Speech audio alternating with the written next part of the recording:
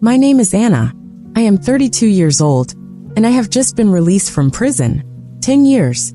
10 long years for killing my husband. I know how it sounds. But before you judge me, listen to my story. I met Richard when I was 19. Back then, he seemed perfect. Handsome, confident, caring. A man who could protect me. A man behind whom I could hide from the whole world. I was in love, blindly and foolishly. A year later, we got married.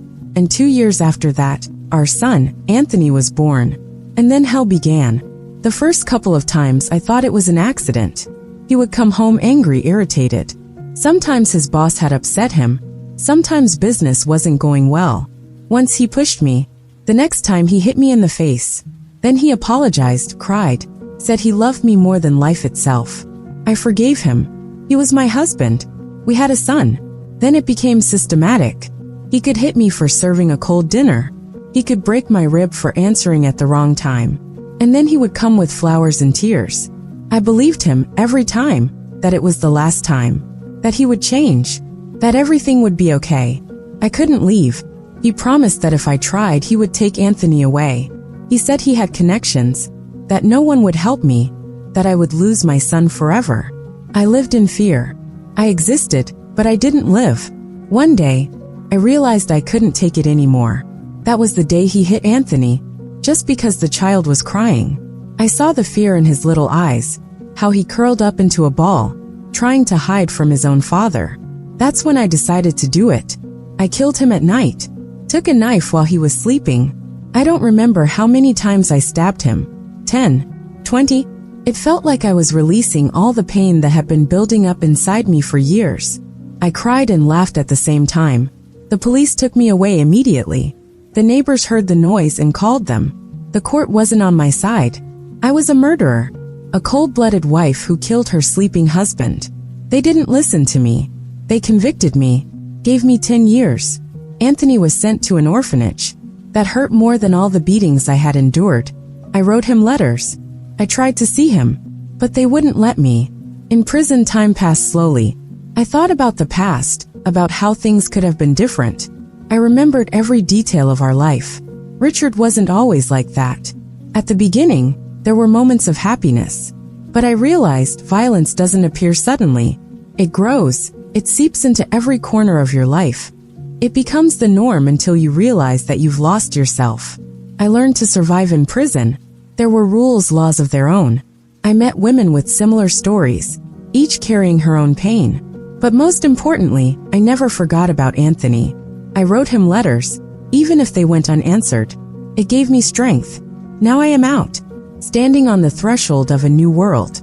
I don't know what comes next, but I know one thing. I am no longer afraid, and I will find my son. I started searching immediately. First, I went to social services, but they gave me no information. 10 years is too long. Anthony could be anywhere. Maybe he was adopted. Maybe he ran away. There were too many possibilities, but I wasn't going to give up. I decided to find people who might know something. The orphanage where he was sent right after the trial was my next stop. The road there felt endless. Inside, cold walls, government-issued furniture, the smell of old books and stale food. The director met me with distrust. "We don't give information to former convicts," he said dryly. But I wasn't going to leave empty-handed. I found one of the caregivers, a woman in her 50s with kind but tired eyes. She remembered Anthony, said he was a quiet, withdrawn boy who wouldn't open up. He had been adopted several years ago. I finally had a lead. Now, I had to find the people who took my son. And I was ready to do anything. I found their house, knocked. A middle-aged woman with a wary look opened the door. I introduced myself and said I wanted to see Anthony. She hesitated for a few seconds, then called her husband. He came out, a tall, stern man. They stared at me before letting me inside. When Anthony walked into the living room, I didn't recognize him. A tall teenager with a serious expression. He looked at me and stayed silent. "Anthony," I said, barely holding back tears. "It's me, Mom." He didn't respond immediately. Several long seconds passed before he quietly asked, "Why did you come?" I knew it wouldn't be easy to regain his trust, but I was ready to fight for my son. Anthony frowned, his hands clenched into fists. You left me, he whispered. And now you just want to come back? I didn't leave you by choice, I said, my chest tightening with pain. I fought. I wrote you letters. He turned away. I don't remember any letters. I looked at his adoptive parents. The woman averted her eyes, and the man let out a deep sigh. You went through a lot, he said quietly. Tension filled the room. His adoptive parents exchanged glances. I saw doubt in their eyes, but also worry. They feared I would ruin their son's life. I don't know what they told you about me. I began carefully, but Anthony interrupted. You killed my father. His voice was cold, almost unfamiliar. The words cut me like a knife. I swallowed the lump in my throat. He wasn't a good person, Anthony. He hurt me. He hurt you too. He clenched his jaw. I don't remember that. But I do, I whispered. His adoptive mother placed a hand on his shoulder. Maybe you should go to your room, she suggested. No, he said sharply, looking me straight in the eyes. I want to know the truth. I took a deep breath. I know I can't force you to understand or forgive me, but I want you to know. I didn't leave you by choice. I fought for you. I wrote you letters. I dreamed of the day I could see you again. He smirked, but there was no amusement in his eyes. I never got a single letter. I turned sharply to his adoptive parents.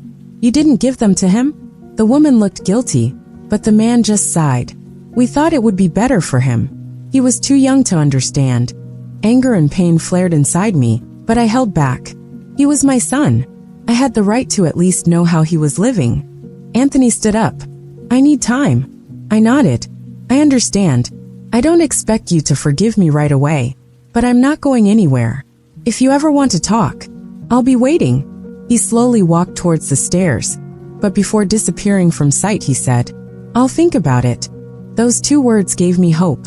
Over the months, Anthony kept his distance, but our meetings became regular. Sometimes we just sat on a bench in the park. Sometimes we walked around the city, talking about everything and nothing. One evening, as we cooked dinner together, he suddenly said, Mom, pass the salt. I froze. One simple word.